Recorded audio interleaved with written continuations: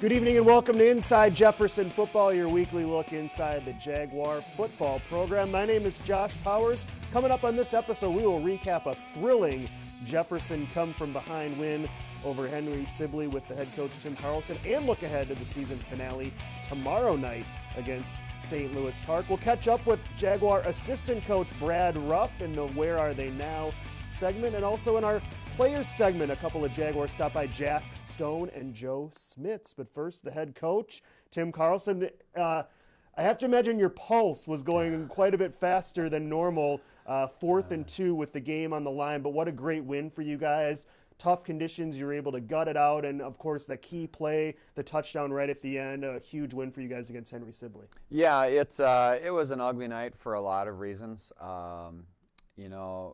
Defensively, we played about as well as we could. Before the last series where we gave up some passing yards, I think they only had about 120 to 130 yards. Yep. So we played really well defensively. We did a lot of nice things on offense. We just didn't finish things. We had the missed extra point, the missed field goal where we backed up 5 yards because of offsides, and we dropped 2 passes in the end zone. And so we left a lot on the field, and in the end, it was ugly, but yes, I'm glad we got it, and I think we outplayed them enough to get the win and feel pretty good about it. But my hats off to Sibley. They played tough, especially defensively. They were flying to the football and played well, and my hat's off to them. They did a good job. Yeah, for a 0-win team, I thought they showed a lot of effort, but you guys were able to make enough plays down the stretch. Let's take a look at the highlights, Coach, from a very emotional game.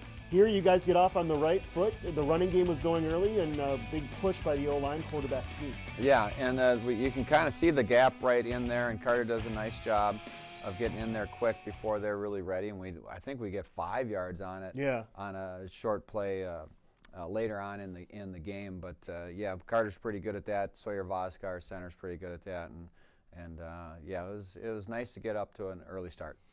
Your defense was strong all game, as you mentioned, Coach, and here we're going to look at an interception from Manny Montgomery. Just what you want to do when you're a safety in open coverage and come over and make the pick, and I almost yelled out Oski when he did it.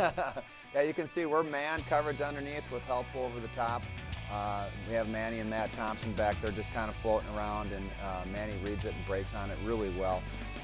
This is when our nickel package, so we take a linebacker out, bring in an extra DB, and he kind of, it was a tough night to throw, plain and simple, and the direction he's throwing there was right into that wind, and it just kind of hung up there, but Manny makes a nice break. We had good coverage underneath.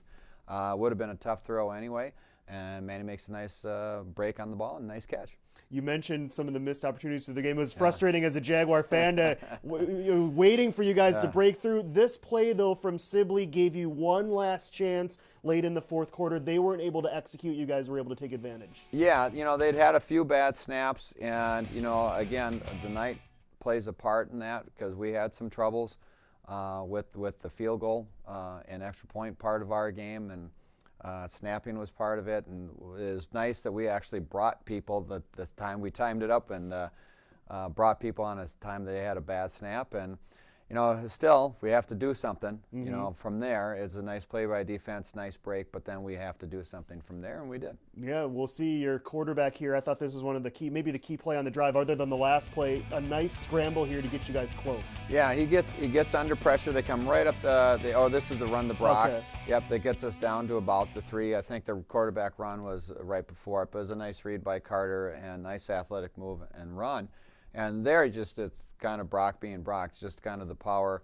He's the Leroy Horde of Jefferson High School. You need 3 yards, he'll get you 3. You need 5 yards, he'll get you 3. Kind of thinking. But well, he got you more than 3 on that play, which was nice. And it was his first game with over 100 yards rushing for the sophomore. I think it was quite a bit. I think ended up over close to 110 to 120 in that area. So yeah, it was good for him. Again, it starts up front. You'll meet some of those guys later on. But yeah, Brock runs hard. He runs really hard, and that's a credit, and I'm happy for him that he's able to do that. Talk about the last play here, Coach, before we get to it. What was going through your mind? You had a chance maybe at a field goal. You were close. It was about an extra point distance or a chance to win it, down by 1. What was your mindset? What was the team's mindset Well, there? we had some trouble with the extra point and the field goal before, from snapping to holding to kicking. And when you're dealing with sophomores that are a big part of that, You know, you kind of look them in the eye and see what they're thinking, and I didn't get a lot of confidence from them, and I asked the kids what they thought, because we've talked about this before. We have those fourth down plays, or those 2-point plays that we have, and we've practiced. Coach Smith felt pretty confident. This one, you notice we huddled. We never huddle out in the field, and then we break out to an unbalanced set, and just a jet sweep to Manny, and hope Manny's speed gets him to the pylon, and it did. Well, let's take a look at it as Manny's running toward the pylon. What was going through your mind, knowing that how close it was going to be here? Just run. We get a couple good blocks, then we miss a block there, and then there you have that finger in the camera. Our camera guys were getting excited, but yeah, it's, you know, at first I thought it was wide open. Then we kind of miss a block where we kind of double team rather than pick up the guy we're supposed to and leave a guy free. Then you just hope Manny can beat him to the end zone. So yeah, it was nerve-wracking, but it's done, and walked away with the win. And it's always fun when the kids get to sing to the crowd the school song. So that was fun. We'll touch on maybe a little bit more in the last segment, but final one here for this segment. What is how significant is this win? How big was it? Maybe the way that it happened too, having to grind it out and come from behind at the end for you guys. Yeah, you know, it's very similar to the Apple Valley game in that manner, that it's kind of a back and forth, and we're fighting and scratching and digging for everything we can get.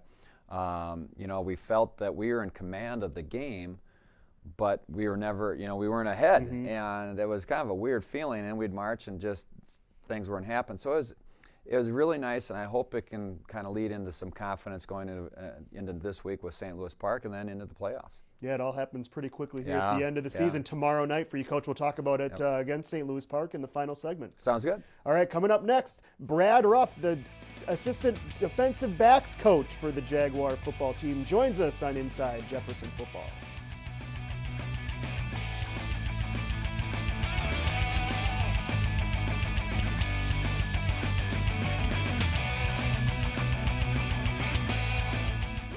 Facts straight. Almost a quarter of car crashes involve cell phones. When you text and drive, you look away at least 5 seconds. At 55 miles per hour, that's the length of a football field.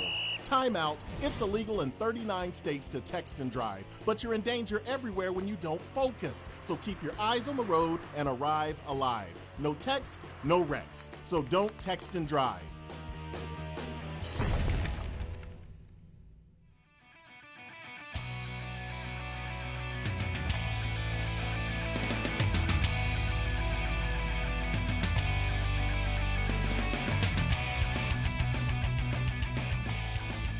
Back on Inside Jefferson Football. Final week of the regular season. It's a short week with MEA. The Jaguars hit the road tomorrow night to play St. Louis Park in the regular season finale. Joined now by defensive backs coach Brad Ruff. Brad, thanks for being on Inside Jefferson Football. First-time guest here tonight. Yes, thanks for the invite. I appreciate it. All right, Brad. So as defensive backs coach for the Jaguars, walk me through some of your responsibilities. Obviously the defensive backs, but what does that part of your job look like, and what does it mean to be on the Jaguar coaching staff? It's really fun. I really enjoy it. I've been coaching for a long time, and the staff that Coach Carlson has to put together, really a great group of guys. And so for me to be there and be part of that it's really exciting. It's the best part of my day. Kids ask me, how's your day, Coach? I go, just got better when I got here. So my job is to help Coach Carlson with the safeties and the defensive backs at practice, help at drill time. And then when we flip over and do team offense, I help run the scout defensive backs, to try to give our first offense the best look of what we expect the other team's defense to give us during the game. What was it like? We'll get to your background here in a second, but as a defensive backs coach, we saw some of the highlights there to watch Manny as a safety come over and make that nice interception, but also how great do you feel for him on that last play of the game where he's able, a guy that you've been coaching, able to get into the end zone for that decisive touchdown? You know, it's thrilling because it's such a make or break it play, and the kids are working so hard, and to have that moment of success, and then you saw his teammates mob him afterwards and everything, so it was pretty exciting for us. All right, let's talk about your background a little bit, Brad. You're from the state of Minnesota. What was your background in sports like growing up? What led you to ultimately decide that coaching was something that you wanted to do?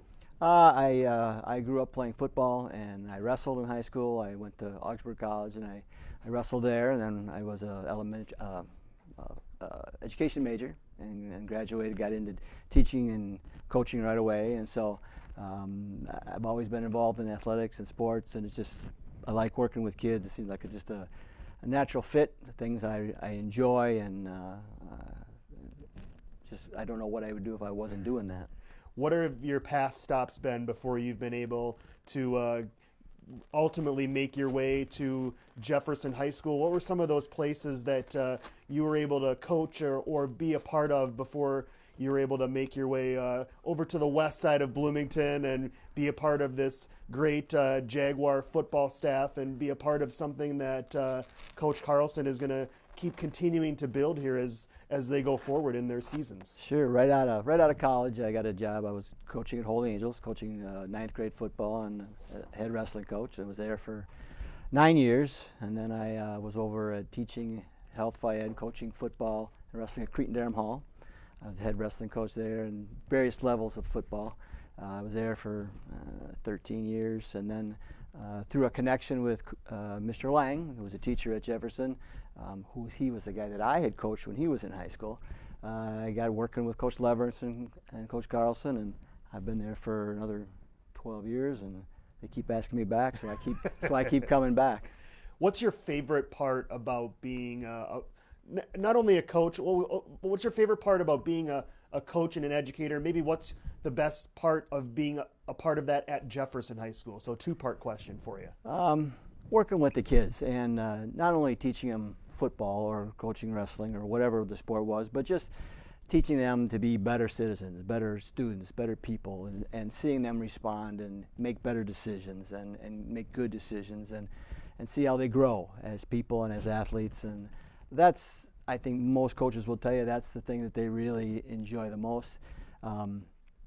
Over at Jefferson, the coaching staff is such a nice group of guys, good role models for the kids, interested in all those aspects of making those student athletes better people, better football players. I live in Bloomington. My boys went to Jefferson, played hockey and baseball. We're grounded in the community, so being able to be there and be part of that, it's really exciting for us. Last one for you, Brad Ruff. What kind of a coach is Brad Ruff? What were some of the adjectives that would describe you? I have changed from when I was a young coach to an older coach. I was pretty volatile, loud as a young coach, and I've learned that you catch more flies with honey than you do with vinegar. But especially with millennials, right? Very true. I become more. I'm patient. I'm positive. I like to. You can always find a positive in any situation. Build on that. Make sure the kids know that you care and that you'd like to see them succeed, and they'll see that. The kids know what's honest and what's not. So you try to project that, and they respond well to that. All right, Brad Ruff, defensive backs coach for the Jaguars. Great to get to know you. Glad to have you a part of the Jaguar football staff, and I hope they keep asking you back. I do too. For a few more years yet. How about that? I do too. I enjoy it. All right, coming up next on Inside Jefferson Football, the Players segment coming up after the break. Inside Jefferson Football returns.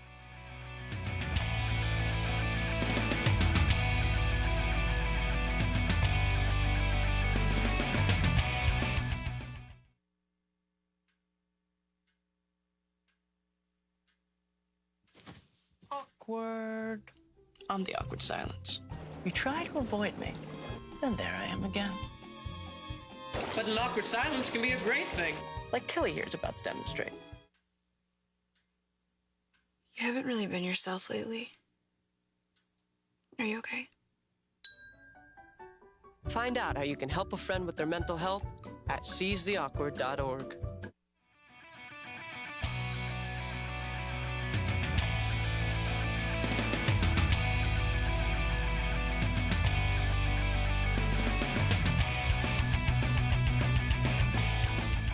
Back on Inside Jefferson Football, regular season finale for the Jaguars. Tomorrow night they will hit the road to take on the St. Louis Park Orioles. Two members of the offensive line join me now, Joe Smits, Jack Stone. Thanks a lot, guys. Ask every player who stops by this same question, but we'll start with you, Joe. When did you start playing the game of football? What drew you to it? And when did you ultimately decide you might be good enough to play it at the high school level? I started in the 3rd grade, and I don't know, my mom asked me if I wanted to play football, and I just decided to give it a try, and I've been playing this sport ever since, and I love it. Have you always been part of that offensive line? Yep. How about you? Same question for you, Jack. Yeah, I started playing in 3rd grade. It was fun playing with my friends. I just loved the sport, and played with Manny and stuff too, and Matt growing up. So I kind of followed them up, played with them, and going to high school. I thought I'd be good at it, and guess I'm a little bit good at it. Yeah. I'll ask you the same question here as well. To see your running game, even with some backup players there, backup running backs certainly in the game, like Brock was the other night, to see you guys have success. Brock goes over 100 yards. What does that mean for you guys as an offensive line unit? It's great. It boosts our confidence. Being able to actually move the ball down the field, have good drives, makes us actually feel good after that when we go on the sideline after we score and stuff. And Brock, too, is playing a big role, big bull rush guy. Yep. How about you, Joe? What does it mean to have a great running performance help you guys to a big win on the other night? Like good blocking and just like everyone doing their job and working as a team. I want to talk to you guys each about that final play, offensively anyway, the final play Manny's able to get into the end zone. Jack, what do you remember about that play? What was your assignment on that play, and how did it feel when maybe you weren't sure if Manny got in the end zone, but you saw that official raise those arms up into the air? Yeah, when I saw it, I was really excited because I knew that we were up and we were winning with very few seconds left in the game. I can't remember exactly the play, but I think we were striking on that play, so both of us are going out to the right. And I remember blocking my guy and looking over and seeing Manny kind of reach the ball across for that touchdown. Really excited. So you didn't whiff your block, which is a good thing on a key play like that. What did you see from your vantage point, Joe? I was really excited, and also I got an airplane, but sadly it wasn't even on the camera because it was like cut out and there was a hand there. All right, outside of football, guys, what else are you involved in at Jefferson? We'll start with you, Jack. I do play baseball. What position do you play for the Jaguars? I'm a catcher. All right, so you're kind of that quarterback, so to speak, of the baseball team. How did you become a catcher? What have you always been that position? What's maybe one or two tough things about being a catcher? It's one of the most demanding positions out there. Yeah, well, growing up, I played first base and right field and catcher, so I was kind of playing those 3 positions. And then kind of left right field, went to first and catcher, and then kind of just started sticking more to catcher. I'm good at blocking the ball, getting in front of it bigger. Toughest thing I think would be blocking that ball, and also our pitchers are starting to throw faster now this year too, so getting those change-ups in, those curve balls, being able to get over and block them too if it's a wild pitch. How about you, Joe? What are your other interests at Jefferson High School? I swim in the winter, but yeah. Mainly a football guy, but just do some swimming just to stay in shape. Guys, final question for you.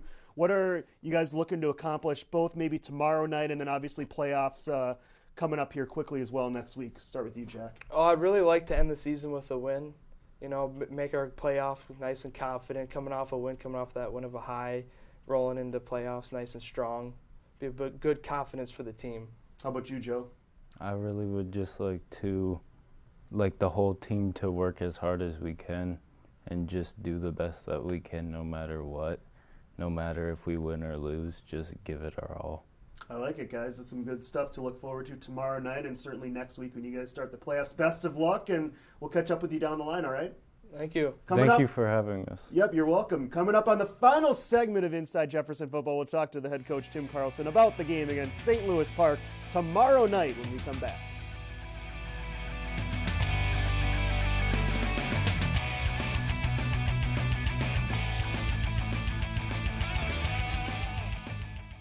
We will never fully understand what we've asked of you, or your families, asking you to put yourself in harm's way, to endure it all. But we do understand that it's our turn, our duty, to keep you secure for the rest of your life. Wounded Warrior Project long-term support programs help our most severely ill or injured veterans live independently, at no cost, for life, so that they might stand at ease. Join us at findwwp.org.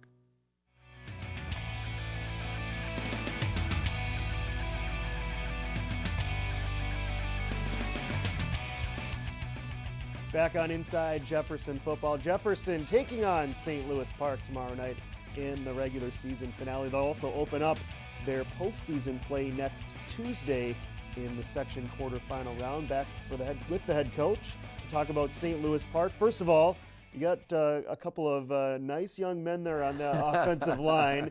Seem like great guys. How happy were you both for them and for the entire? They're both seniors, obviously, but for them as a unit to pave the way for a strong rushing night last week. Yeah, it's we have the 3 seniors on the offensive line, the 2 we just met, and then Sawyer, and they work so hard. It's there's no reward in the offensive line at all. But you win and lose with your offensive line. It's just the way it is. So you see guys like that, and it's great. And Joe referred to an airplane. I got an airplane. Well, an airplane is when you pancake a guy, and then you're laying down on the ground, arms wide, so everybody can see you pancake, but it's nothing illegal, and we call it airplane. So it sounds like they both did their jobs perfectly. On you always ask them. They're going to always tell you that their job was done perfectly. It's amazing. Every play we have 11 guys doing a job perfectly. But they're great to work with. They're fun to work with.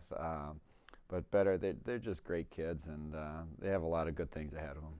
St. Louis Park having a nice season. The Orioles coming in with I believe a 3-4 record, and they've won some games, and their offense can be explosive at times. Yeah. What is the sense that you get that you're going to face tomorrow? Well, defensively, they come from the outside. They bring a lot of outside pressure. They have some pretty good defensive backs. So they're just a super aggressive defense and a good defense. Offensively, they have an outstanding quarterback. I believe he's a 3-year starter for them, and he can make plays. He's just a good athlete. I was told he's the benches the most. He's the strongest kid on their team. So he'll run around all over the place, and he'll make plays, and he'll toss it up sometimes, just chuck it up, and their receivers go get it. They're super aggressive receivers, and they're good with good hands, good speed. So we have to be super disciplined in how we attack. We'll get pressure. There's no doubt about that. But can we get him? That's the big question. And so we'll have our hands full because they are a good offense and explosive. We'll take a look at some of their highlights from last week's win. They trounced De La Salle 41-0. They're in the dark black jerseys, and here's their quarterback Ellenson. He's thrown for over 1,000 yards this year. Yeah, and here's just a straight power, and this is their running back / linebacker who goes right up the middle and just gashes De La Salle. So they have a good running game. They like the trap. They like to run power, and then they do some jet sweep outside. They have the athletes to do it. So it's a versatile offense, and it's explosive too. So again, our hands will be full. One more play here. We're going to look at their quarterback through the air, as he's done so many times this year. He's got a big enough arm to make it work, and it looks like they're kind of running either a zone read or maybe even a run-pass option type of offense. Yeah, and they do a lot of kind of check with me, a little bootleg out, and there he goes, just kind of running over, and then they go surround him to get him, that he's able to find some guys. His eyes are downfield all the time, and he's able to find guys downfield, and he does a great job of it. He's a very impressive quarterback. You'll see that they do a lot of, like we do, the freeze, the hard count. So we've been practicing with the hard count. They just march down the field a couple times with De La Salle, 5 yards at a time, and then they'll check with the sideline and maybe adjust the play. So we've worked on that, and that's nothing really new to us, but it's something we're just going to have to be ready for this week. Do want to briefly look ahead, too, because it's our final show before you guys will start the quarterfinal play next week. We don't obviously know who your opponent's going to be yet, but give us kind of a sense. We have that short week, but then you also have to start taking a look at some of the possible opponents, including teams like Chanhassen, like St. Louis, or not St. Louis Park, but Waconia certainly, Yeah. and even New Prague are Yeah. possible teams that you could play. I think we're pretty much set in our spot, but it's those 3 teams that you mentioned that may be doing some flip-flopping. Obviously, we're more familiar with Waconia and Chanhassen. We played them earlier this year. We know we can definitely beat either one, or we could lose to either one, depending on how we play. It'd be kind of fun to play New Prague just because they're different, and I don't know if we've ever played them. So that would be kind of fun, but we have a big task ahead of us tomorrow night, and then we practice over MEA break, and hopefully next Tuesday we come ready to play no matter who we're playing.